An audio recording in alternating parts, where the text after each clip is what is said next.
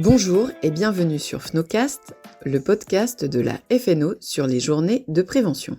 Aujourd'hui, je vous présente Emmanuelle Albert. Emmanuelle, bonjour. Bonjour. Tu viens nous partager une journée qui est spéciale pour toi. Oui, donc je m'appelle Emmanuelle Albert et à l'occasion de la journée mondiale de l'anosmie, je vais vous parler des troubles de l'odorat et du goût et de notre rôle d'orthophoniste dans la prise en charge de ces pathologies. Est-ce que tu peux nous parler un petit peu de toi, ton lieu d'exercice, ta pratique au quotidien ? J'ai une activité assez variée puisque j'ai une petite activité libérale. J'ai aussi une intervention dans un SSR en neuro et je suis surtout orthophoniste dans le service ORL et c'est là que j'ai reçu de nombreux patients qui étaient affectés de troubles de l'odorat et du goût dans le cadre de l'hôpital de jour que nous avons monté sur ces troubles-là, dans le cadre du Covid long, mais aussi dans d'autres pathologies dont je peux vous parler désormais si vous voulez. Alors dis-nous, il existe plusieurs types de pathologies qui peuvent provoquer une anosmie. Il y a différents types de patients qui peuvent présenter une anosmie. Celle qui a mis la lumière sur les troubles de l'odorat, c'est le Covid aigu ou bien le syndrome de Covid long.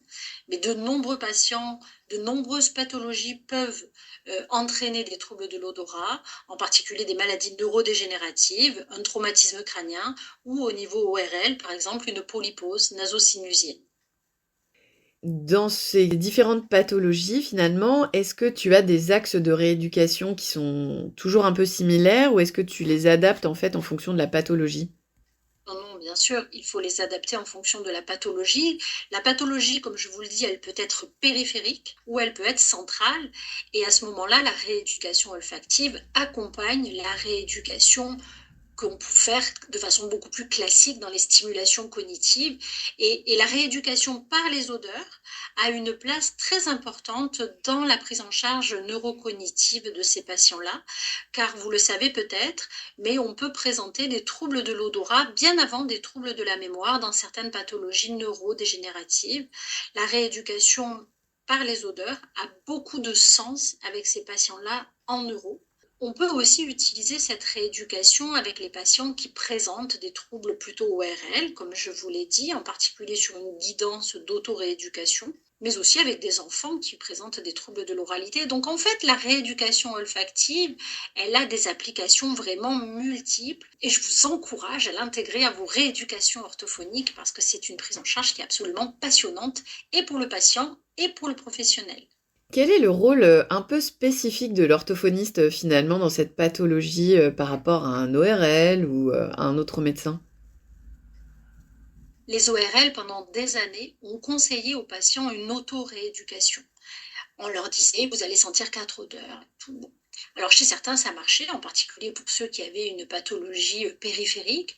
On peut dire que ça allait aider à débloquer un petit peu les choses, mais la rééducation orthophonique va accompagner ces exercices d'exercices de mémoire, d'exercices de sémantique.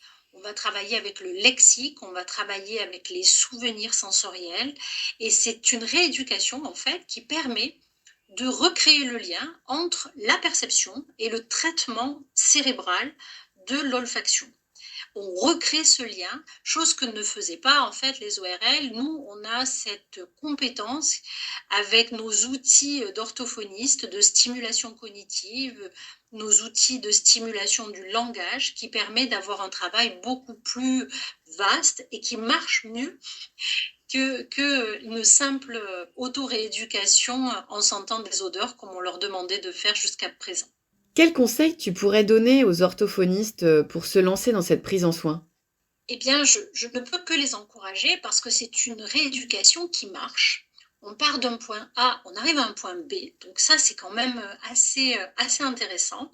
On peut aussi proposer des exercices d'auto-rééducation, c'est pas qu'on peut, c'est qu'on doit aussi proposer des exercices d'auto-rééducation. Le patient ne peut pas concevoir améliorer des troubles olfactifs s'il ne s'entraîne que lorsqu'il vient voir l'orthophoniste. Et par conséquent, c'est une prise en charge qu'on peut... Enfin, on peut changer de paradigme par rapport à nos habitudes et prendre ces patients d'une façon moins régulière que celle qu'on a normalement, que nos prises en charge, nos prises en soins habituelles.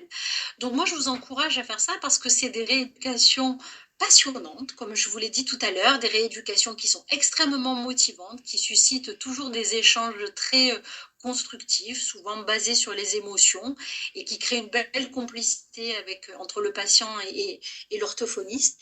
Et tous nos confrères et consoeurs qui se sont lancés dans cette prise en charge deviennent rapidement passionnés. Donc, c'est des rééducations qui marchent, même si on ne fait pas de la rééducation olfactive exclusive pour des pathologies qui concernent uniquement les troubles de l'odorat. Intégrer la rééducation par les odeurs à nos autres prises en charge, ça a beaucoup de sens, et c'est ouvrir en fait un champ de possibilités qu'on ne connaissait pas et qui reste une prise en charge pertinente et, euh, et en même temps agréable. Est-ce qu'il y a des connaissances un peu spécifiques à avoir? Est-ce que c'est facile de se lancer dans ce type de prise en charge ou qu'est-ce qu'il faut avoir comme outil pour démarrer? Oui, évidemment, il y a des connaissances de base sur les troubles de l'odorat parce que bien souvent, on a affaire à une population de gens, si en particulier dans les syndromes de Covid long, qui ont, qui ont un âge d'être actifs et qui sont souvent très renseignés grâce à Google, tout simplement grâce aux médias, grâce aux informations. Donc effectivement, il faut pouvoir répondre à leurs questions. Donc il faut avoir quand même quelques connaissances. Il existe aujourd'hui plusieurs orthophonistes qui font de la formation, dont je fais partie. Mais après, au-delà de ça, c'est pas quelque chose qui est très difficile en fait. Hein. Ça demande pas une semaine de formation pour faire de la rééducation olfactive. Il faut avoir quelques connaissances de base parce que euh, pas tous les orthophonistes ont eu cette formation en formation initiale. Donc oui, faut se former, mais ça vaut vraiment le coup. Voilà. C'est pas très difficile, faut se lancer.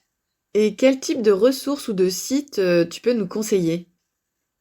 Bah, écoutez, il y a des groupes Facebook qui sont souvent l'occasion d'échanger des partages d'expériences, mais aussi des fichiers, des données, en particulier le groupe Facebook que tient Florence Philippe, Orthophonie, Olfactothérapie et troubles olfacto-gustatifs. Pour ma part, j'ai écrit un livre aussi qui s'appelle Petit manuel pratique pour retrouver l'odorat et le goût, qui est facile à lire puisqu'il a été aussi fait pour être accessible pour les patients eux-mêmes, mais qui donne déjà un socle de connaissances sur les troubles de l'odorat et sur la rééducation.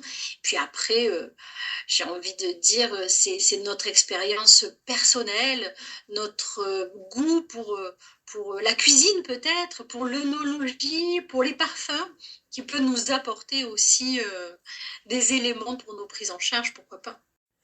Emmanuel, dernière question. Qu'est-ce qui te plaît dans ce type de prise en soin? Alors, ce qui me plaît dans cette prise en soin, c'est deux choses. La première, quand on fait de la rééducation olfactive avec des patients qui présentent justement des troubles olfactifs, on part d'un point A, on arrive à un point B, ce qui est très valorisant en fait pour le professionnel et pour le patient. En quelques semaines, on a un résultat tangible sur le plaisir et par conséquent sur la qualité de vie du patient. Donc ça, c'est très motivant. Et par ailleurs, la rééducation par les odeurs va nous apporter un nouvel outil dans nos prises en charge orthophoniques et cet outil est à la fois pertinent et plaisant. Voilà tout ce qui me plaît. Je suis passionnée par cette prise en charge et j'encourage toutes celles et ceux qui ne s'y sont pas encore mis à le faire parce que vous verrez, on y prend goût. C'est le cas de le dire. Emmanuel, merci beaucoup pour cette interview. Un dernier petit mot? Oui, merci à toi. Et écoutez, j'espère à travers cette journée mondiale de l'anosmie vous avoir convaincu de franchir le cap. En tant qu'orthophoniste, mettez-vous à cette rééducation, à cette prise en soin et vous verrez, vous ne le regretterez pas. Merci, à bientôt. À bientôt.